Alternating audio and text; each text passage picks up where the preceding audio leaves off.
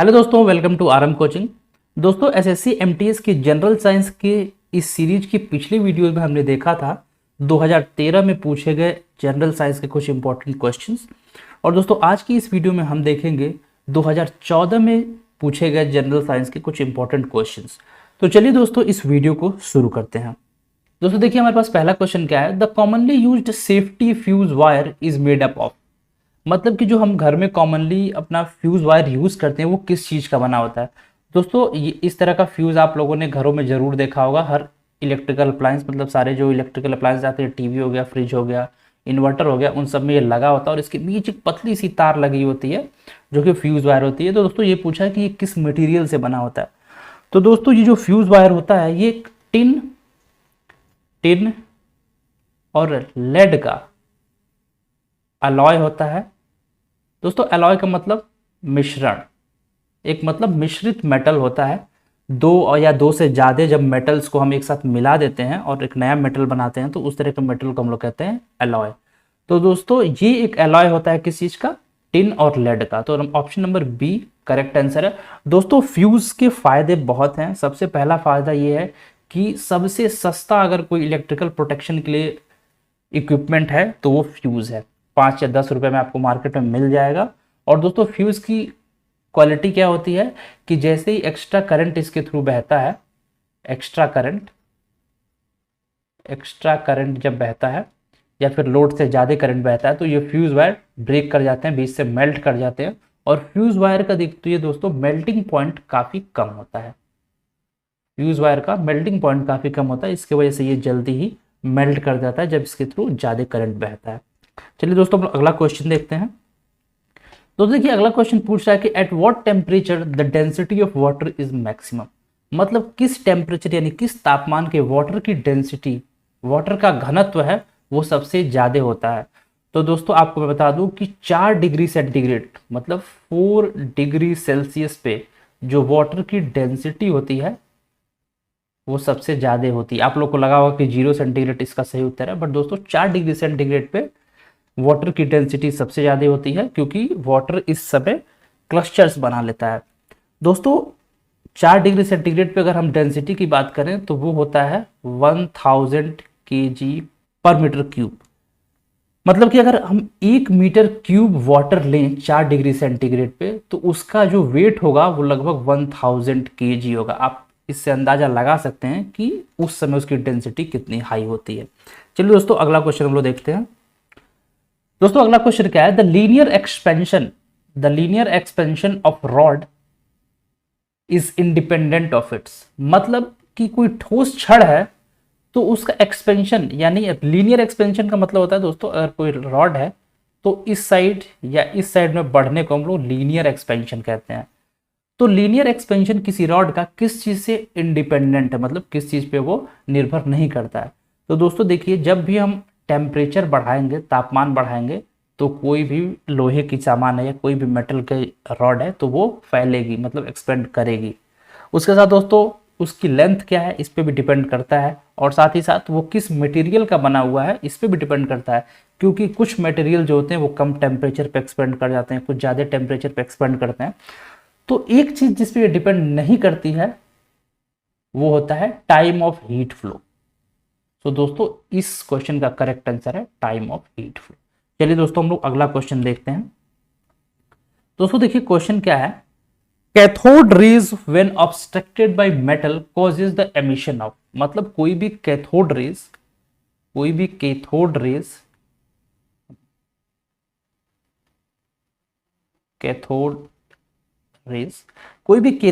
जब किसी metal surface पे पड़ती हैं तो किस चीज का एमिशन होता है, मतलब उस मेटल सरफेस से क्या निकलता है। तो दोस्तों देखिए, कैथोड रेज क्या होती है? इलेक्ट्रॉन की बीम होती है। कैथोड रेज सिंपली इलेक्ट्रॉन की बीम होती है। जब इलेक्ट्रॉन की बीम, मतलब हाई वेलोसिटी वाले इलेक्ट्रॉन्स की बीम जब किसी मेटल सरफेस पे पड़ती है तो वो उस मेटल सरफेस के जो इनर यानी अंदर के ऑर्बिट के इलेक्ट्रॉन्स होते हैं उसको बाहर निकाल देता है। और जिस जगह से ये अंदर के इलेक्ट्रॉन्स निकले होते हैं उस जगह को भरने के लिए बाहरी इलेक्ट्रॉन्स आते हैं। और जब ये इलेक्ट्रॉन्स आते हैं तो कुछ रेज बाहर निकलती हैं उस मेटल सरफेस से। और दोस्तों इस केस में जब कैथोड रेज मेटल सरफेस पे पड़ती हैं तो जो रे निकलती है उसको हम लोग कहते हैं एक्स रेज। एक्स रेज निकलती हैं इस केस में। और दोस्तों एक्स रेज एक तरह की इलेक्ट्रोमैग्नेटिक रेडिएशन है। तो चलिए दोस्तों हम लोग अगला क्वेश्चन देख लेते हैं। दोस्तों देखिए अगला क्वेश्चन क्या है, who is father of biology. Biology का पिता किसको कहा जाता है। तो दोस्तों ऑप्शन में देखिए कई सारे ऑप्शन है, लैमार्क है, रॉबर्ट हुक है, एरिस्टोटल है, पॉस्चर है। तो दोस्तों इस क्वेश्चन का सही आंसर है एरिस्टोटल।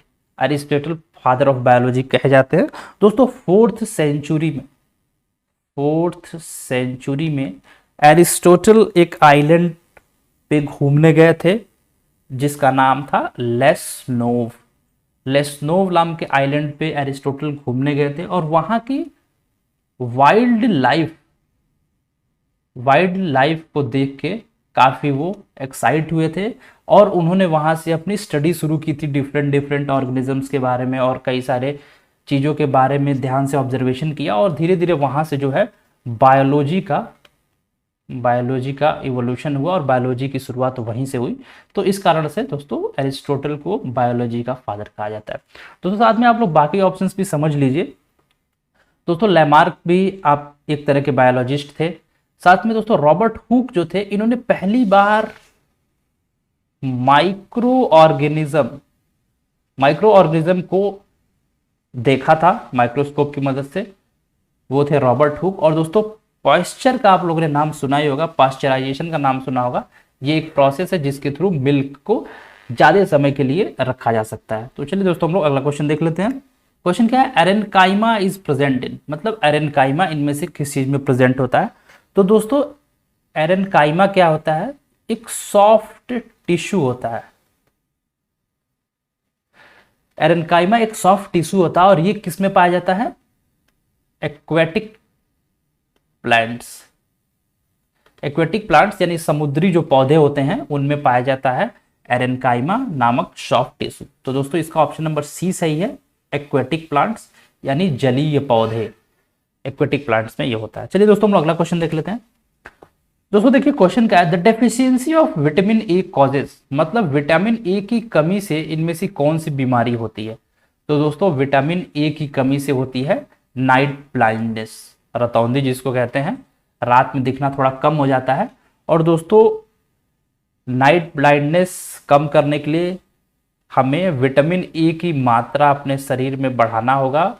और दोस्तों विटामिन ए सबसे अधिक किन चीजों में मिलता है, वो मिलता है चीज में, फिश में या फिश ऑयल में, और साथ ही साथ दोस्तों पोटैटोज मतलब आलू में आपको काफी अच्छी मात्रा में विटामिन ए मिलता है।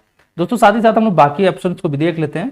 दोस्तों स्कर्वी एक डिजीज है जो कि विटामिन सी की कमी से होता है और इसमें आपके ब्लीडिंग गम्स मतलब मसूड़ों से खून निकलना और ये सारी इसके लक्षण होते हैं। दोस्तों आप हरी पत्तियां और ये सब चीज खा के विटामिन सी के लेवल को अपने शरीर में बढ़ा सकते हैं। दोस्तों ऑप्शन सी जो बेरी है ये विटामिन B1 की कमी से शरीर में होता है और इसमें दोस्तों देखिए वीकनेस, लॉस ऑफ एपेटाइट मतलब कि खाना खाने का मन नहीं करता, भूख नहीं लगती है। और उसके साथ दोस्तों ऑप्शन डी है जो डेर्मेटिटिस क्या है, ये एक स्किन की बीमारी है, स्किन में आपके जलन होती है तो ये स्किन की बीमारी है।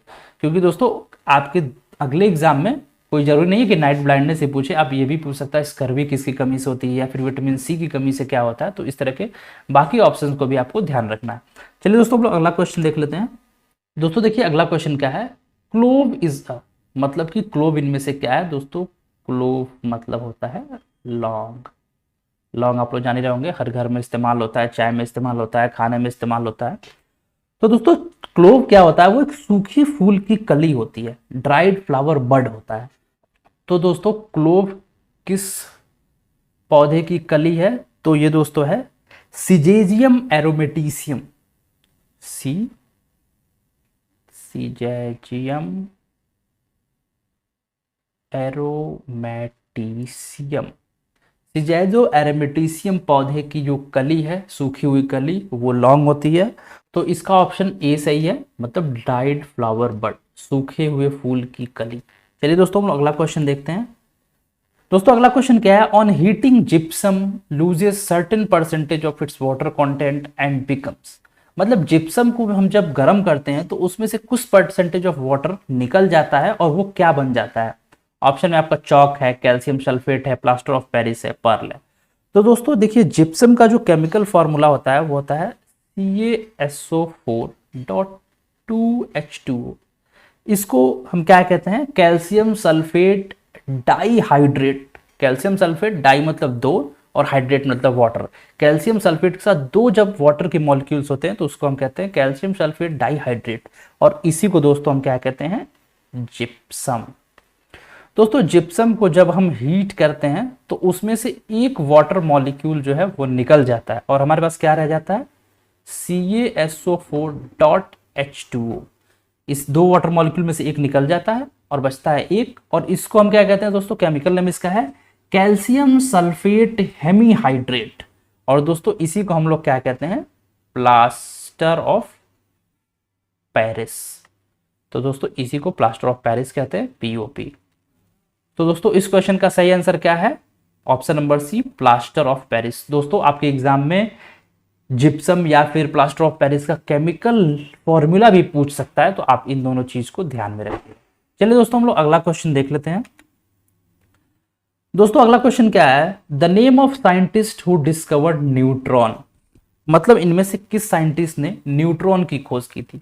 तो दोस्तों चैडविक, जेम्स चैडविक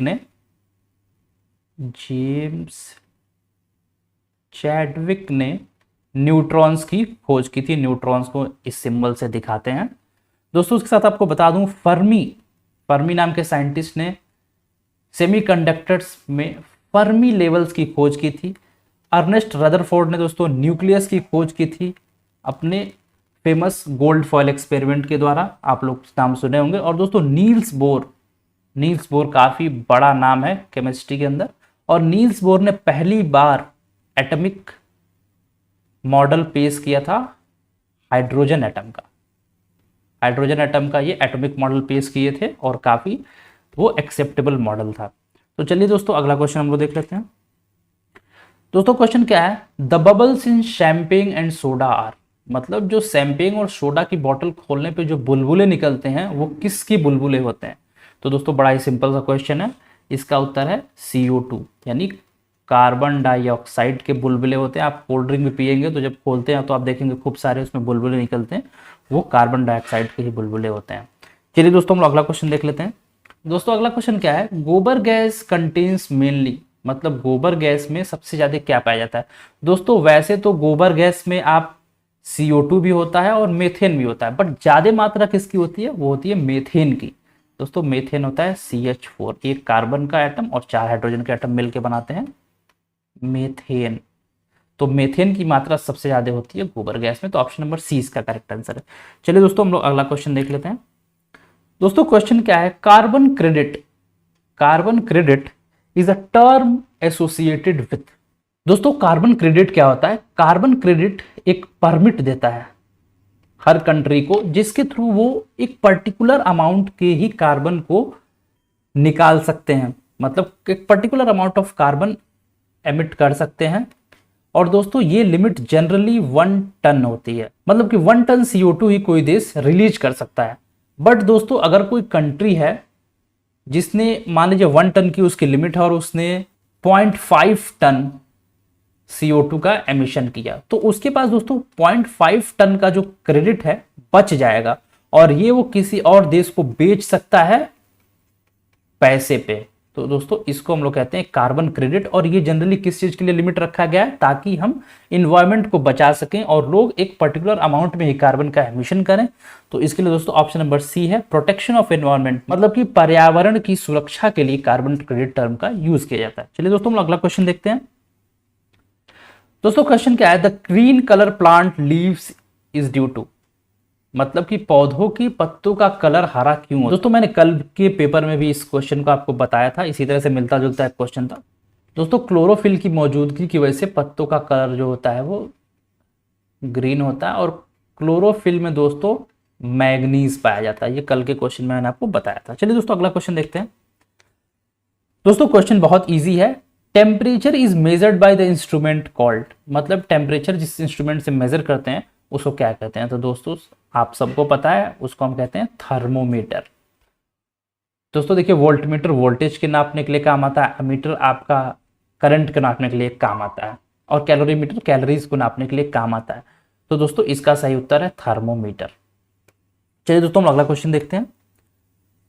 दोस्तों क्वेश्चन क्या है? The pH of pure water is, pure water का पीएच क्या होता है? दोस्तों पीएच स्केल एक स्केल होती है जिसके सेंटर में जनरली 7 होता है, इधर 8 होता है, 9 होता है, 10 होता है, और इधर घटते जाता है, 6 हो गया, 5 हो गया, 4 हो गया, तो ऐसे आता है। दोस्तों जिन भी मटेरियल्स का पीएच 7 से ऊपर होता है उनको हम कहते हैं बेसिक मटेरियल, और जिनका पीएच 7 से कम होता है वो होता है एसिडिक।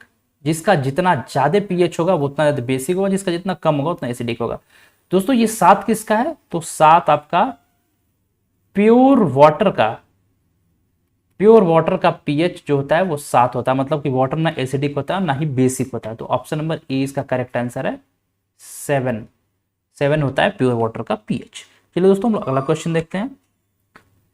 दोस्तों क्वेश्चन क्या पूछ रहा है? The process of separation of pure water from impurities, मतलब साफ पानी को गंदगी से अलग करने के प्रोसेस को हम क्या कहते हैं? तो दोस्तों पानी साफ करने के प्रोसेस को हम कहते हैं डिस्टिलेशन। इसमें वाटर से गंदगी को निकाला जाता है। दोस्तों फ्रैक्शनल डिस्टिलेशन किस चीज के लिए यूज होता है? तो फ्रैक्शनल डिस्टिलेशन दो अलग तरह के मिक्सचर्स को सेपरेट करने के लिए यूज होता है। डिकंटेशन का प्रोसेस यूज होता है दोस्तों दो इमिसिबल लिक्विड्स, मतलब दो ऐसे लिक्विड जो आपस में मिलते नहीं है उनको सेपरेट करने के लिए इस प्रोसेस का यूज करते हैं। और दोस्तों सब्लिमेशन क्या होता है? जब सॉलिड डायरेक्टली गैस में बदलने लगता है, इस प्रोसेस को हम लोग कहते हैं सब्लिमेशन। जैसे आप देखे होंगे जब कपूर को आप ज्यादा बाहर रख देंगे तो वो हवा बन जाता है, एयर में घुल जाता है, तो इस प्रोसेस को हम कहते हैं सब्लिमेशन। दोस्तों क्वेश्चन आपके एग्जाम में ये भी आ सकता है कि सॉलिड से गैस बनने के प्रोसेस को क्या कहते हैं, या फिर इमिसिबल लिक्विड्स को सेपरेट करने के प्रोसेस को क्या कहते हैं। तो दोस्तों इन सब चीजों को भी आपको ध्यान रखना है। चलिए दोस्तों हम लोग अगला क्वेश्चन देखते हैं। दोस्तों अगला क्वेश्चन क्या है? H2SO4 can not be used as. दोस्तों हम सब जानते हैं H2SO4 होता है सल्फ्यूरिक एसिड, सल्फ्यूरिक एसिड होता है H2SO4। तो पूछ रहा है H2SO4 can not be used as, मतलब H2SO4 इनमें से किस काम के लिए यूज नहीं किया जा सकता। तो दोस्तों मैं आपको बता दूं, देखिए H2SO4 एक एसिड है, तो डिसइंफेक्टेंट मतलब कीटाणु मारने के लिए यूज हो सकता है, ड्राइंग एजेंट की तरह भी यूज हो सकता है, और केमिस्ट्री में दोस्तों ये डिहाइड्रेटिंग एजेंट की तरह भी यूज होता है। बट किस चीज के लिए यूज नहीं हो सकता है? तो दोस्तों खाने को बचा के रखने के लिए हम H2SO4 का यूज नहीं कर सकते। तो दोस्तों इसका सही आंसर ऑप्शन नंबर बी, यानी फूड प्रिजर्वेटिव्स की तरह H2SO4 का यूज नहीं हो सकता है। तो दोस्तों ये थे आज के इंपॉर्टेंट क्वेश्चन जो कि 2014 के एसएससी एमटीएस एग्जाम में पूछे गए थे। दोस्तों अगर ये वीडियो आप लोग को अच्छी लगी हो तो वीडियो को लाइक करिएगा और चैनल को सब्सक्राइब करिएगा। साथ ही में कमेंट करके बताइएगा कि आप किस साल के पेपर चाहते हैं जिसके हम जनरल साइंस के क्वेश्चन आपके साथ शेयर करेंगे। तो चलिए दोस्तों हम लोग मिलते हैं नेक्स्ट वीडियो में, तब तक के लिए guys bye bye, take care.